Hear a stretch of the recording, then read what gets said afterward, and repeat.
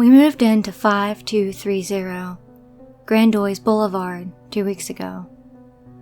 It's a cookie-cutter suburban neighborhood with perfect green lawns and families that look like they would be on the cover of a brochure. The house itself was a steal. It was only the second house that Justine and I looked at, but after seeing the price and the interior, we decided we had to buy it right away. The neighbors have been nice, although slightly nosy, but Justine thinks they're just doing their best to welcome us. She always answers the door, as I'm not really a people person and have no desire for small talk and fake laughing. It's not that I dislike them. As I said, they've been nice. I just prefer to keep to myself. Within the first 2 days, we had introduced ourselves to everyone on the street. We were worried about how our new neighbors would react to a lesbian couple, but everyone was incredibly accepting and even excited. Our 4th day here, we were invited to a pool party by the Millers. It was their 4-year-old's birthday party, and they made it clear that we did not need to bring a present. Apparently, our presence was the greatest gift of all. Everyone on the street is just so happy about everything. When it rains, they're grateful that the plants will be taken care of. When it's sunny, they're grateful for the vitamin D. When it's windy, they're grateful for the extra air. There's not one single thing that can piss these people off. For example, at the party, I accidentally dropped my plate of food and it landed all over Elisa Miller's fancy white cushioned chairs. I apologized profusely, but she didn't even care. She simply dragged the chair near the garbage and said that everything was perfectly fine. She was too happy about us being there to be angry about the chair. I spent the rest of the party by Justine's side, not really talking to anyone. I looked around at the neighbors who were eating and laughing in the Miller's backyard. Everybody was incredibly polite and overly happy, even the children. I had never heard kids say please and thank you so many times before in my life. Don't you think that's weird? I asked Justine as she brought me a cup of lemonade. What's weird? This, I replied, gesturing at everyone. The party? I shook my head. Not the party, the people. She looked at me confused. Come on, nobody is this nice. I spilled food all over Elisa's white chairs and she didn't even flinch. She should be mad at me or at least slightly annoyed. She should be making passive-aggressive comments at us right now, I explained. I think that's the guilt talking. Maybe you just feel bad about the chair so you think you deserve to be yelled at or something. They're understanding. Accidents happen sometimes, Myra. Part of me figured that Justine was probably right, but another part of me, a more persistent part, couldn't stop thinking that something was off. Even if I couldn't figure what it was, I couldn't really put my finger on it. But everything just seemed way too good to be true. The party was over rather early, as the Millers wanted everyone to get a great night's sleep. Everyone was given a plate full of leftovers and a handwritten thank you note. Do you still think these people are weird? Justine asked as she stood in the kitchen eating some of the leftovers from the plate. Yeah, who hand writes thank you notes? Justine sighed and put her fork down. Alright, let's say you're right, and there's some sort of ulterior motive. What exactly would it be? Why invite us to the party and be incredibly nice about it? I stared at her for a few minutes and then shrugged. Honestly, I don't know. I think you're just being paranoid. I didn't bring it up again, but as I lay in bed that night, I couldn't help but think about Justine's question. She was right. Maybe I was just being paranoid. Maybe it was just my anxiety that was making me think something was wrong. The next morning, the feeling was still there. I kept thinking about Elisa's reaction to me ruining her chairs. I went outside to get the mail, and I saw that our next-door neighbor, Elliot, was mowing the lawn shirtless. When he spotted me, he turned the lawnmower off and walked over to our fence. Hey, it's, Mira, right? Yeah, and you're Elliot? He nodded, and I couldn't help but notice that he had an X-shaped scar slightly towards the left of his chest. I tried not to stare, but it was right there, and it stood out like a sore thumb. How are you adjusting to the neighborhood? Elliot acting like he hadn't caught me staring at his scar. Oh, pretty well actually. Everyone is really nice, I replied. Oh, yeah. These people are great. They're honestly some of the best neighbors I've ever had. Even before I was really part of this neighborhood, they treated me like I was family. What do you mean? Before you were part of this neighborhood? Did you know them before you moved in? I asked. What? No. I just meant when I was new here. You know, before I was really part of the neighborhood. I stared at him for a few seconds, but he just smiled at me. Yeah, right, that makes sense. It didn't though, and for some reason I couldn't get that one thing out of my head. Well, I've gotta go. Justine is waiting for me. Alright, well, I'll see you around then. Elliot waved and I went back inside, hearing his lawnmower start up again as I closed the front door. I walked into the kitchen and put the mail on the table. Have you seen Elliot's scar? No, why are you looking at his scar? I shrugged. I don't know, it was just there. It's very visible and weird. What did it look like? It's an X-shaped scar on his chest.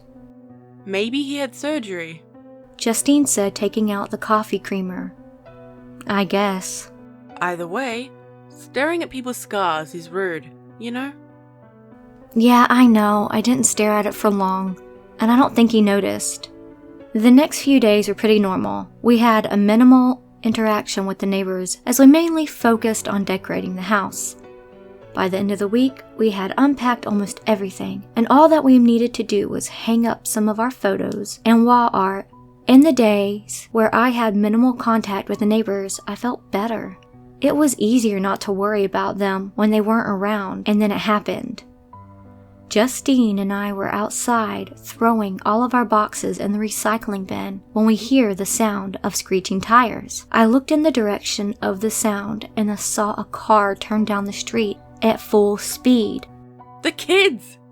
Justine cried. I turned to look at a group of 4 neighborhood children playing near the road. We're running towards them, shouting at them to get out of the way, but the car was going way too fast. What happened next seemed to simultaneously happen in slow motion, and within the blink of an eye. The car came barreling down the street and hit one of the kids, dragging them a few feet before it disappeared down the road, making a right turn. Oh my god. Justine and I ran to the child that was laying in the middle of the road. We couldn't see any blood anywhere, and that somehow made it worse. We crouched down to see if the kid was fine, but he didn't even seem to be breathing. I glanced up at the rest of the kids who were standing off to the side, simply staring calmly, as if they hadn't just witnessed their friend getting hit by a car. "Go get his parents," I said. The kids nodded and walked off slowly. "Hurry," I snapped, and they picked up their pace. Finally, the parents came out and crouched over the child. Justine and I backed away and noticed that almost everyone was out on the street now, looking towards us. "We need to call the police and an ambulance," I said, suddenly remembering. "Oi, there's no need to disrupt anyone. Everything is fine." The child's mom chuckled. Fine? Justine asked. He just got run over by a car. The driver could have been drunk. The kid's father wrapped an arm around his wife and sighed.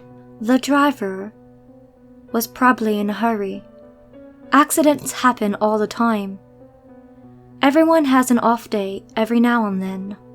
"You can't be serious," I replied. "We appreciate your help, we really do.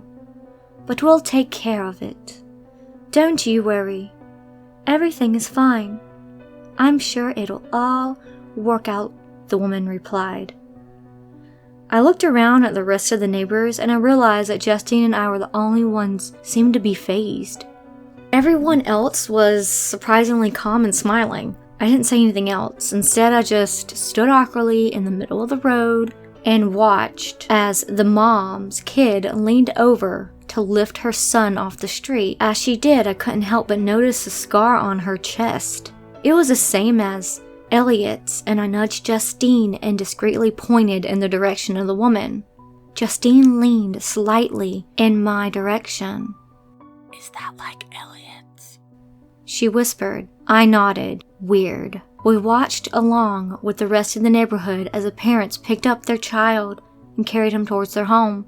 I saw Elliot walk towards us and elbow Justine slightly. Are you two alright? He asked. Us, we're fine. What about the kid? He's the one who was dragged by a car, I replied. Yeah, I'm sure it was an accident. I hope the driver was inconvenienced. Why does everyone keep doing that? I asked. Doing what? Elliot asked. Why aren't you worried about the child? Who cares about the driver? I think you're just a little shaken up, Mira. It's really alright. I wanted to say more, but I didn't really know what to say. And so instead I just let Justine drag me back home. Now, do you think they're weird? I asked. I definitely think something's up. Why are they so nonchalant about everything? Justine didn't answer, but she looked like she was in deep thought. She said, heading towards the door. I'm going to try something. Wait, I called. What are you going to do? I'll be back in a while. Stay in the house.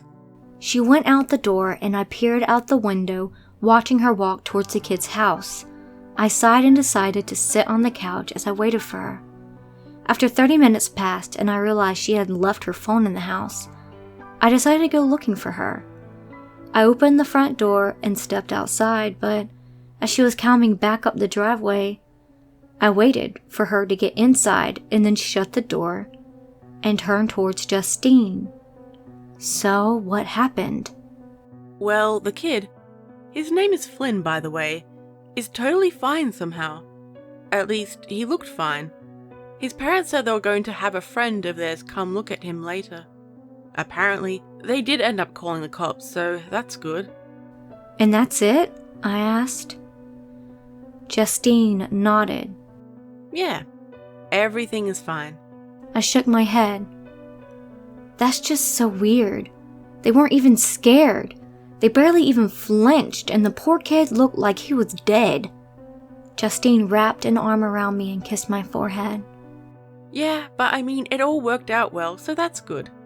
That night I didn't sleep well at all. Every time I closed my eyes, all that I could see was Flynn being dragged down the street. When morning came, I was exhausted. I got up and headed straight for the coffee machine. I stared as the coffee poured out and into my mug. Good morning, Justine said as I grabbed my mug. Morning, I replied. I lifted the mug to my lips and took a sip of hot coffee, then set it back down on the counter.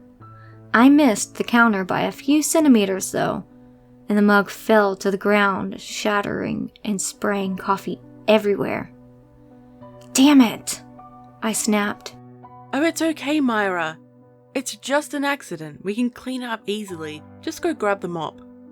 I walked over to the pantry and pulled out the new mop, handing it to Justine. I'm sorry, I said as I leaned down to bear up the shards from the mug. It's fine. No one was hurt, so don't worry about it. Justine was right. We finished cleaning up my mess fairly quickly. I somehow felt even more exhausted after that and decided that I would try to take a nap. When I woke up, the house was eerily silent. I got up out of bed and walked through the rooms looking for Justine, but she wasn't home. I began to freak a bit until I caught sight of her in the backyard. When I opened the back door, noticed that she wasn't alone. She was talking to another couple from the neighborhood, and I spotted their kids running around our porch. Hey, look who's up!